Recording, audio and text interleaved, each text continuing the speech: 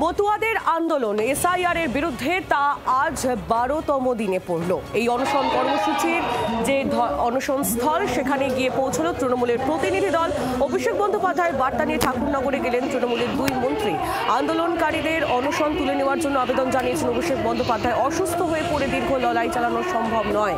কেন্দ্রীয় বিজেপি সরকারের বিরুদ্ধে দীর্ঘমেয়াদী লড়াই করতে হবে, তাই সুস্থ থেকেই লড়াইকে শক্তিশালী করতে হবে।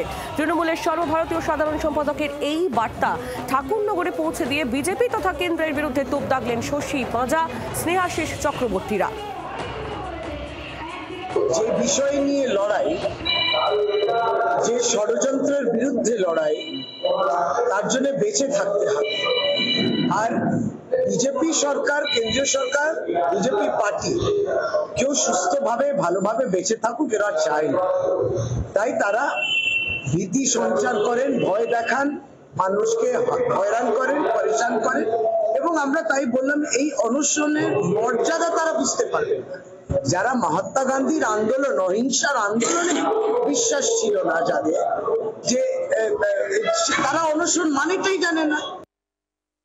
যে ধরনের একটা রাজনৈতিক পার্টি যার কোনো হৃদয় নেই, পাষাণের মতো হৃদয়, সেখানে অনশন করে জীবন মৃত্যুর সীমায় দাঁড়িয়ে এই আন্দোলনে মর্যাদা ওরা দেবে না। ফলে সুস্থ থেকে আরো বৃহত্তর এবং কঠিন লড়াই করতে হবে আমাদের। তাই সুস্থ থাকতে হবে। তাই আমাদের সর্বভারতীয় সাধারণ সম্পাদক অনুরোধ করেছেন অনশন তুলে নিতে হবে, আগামী যুদ্ধের পরিকল্পনা। বাংলার আওয়াজ, বাঙালির আবেগ, জি 24 ঘন্টা।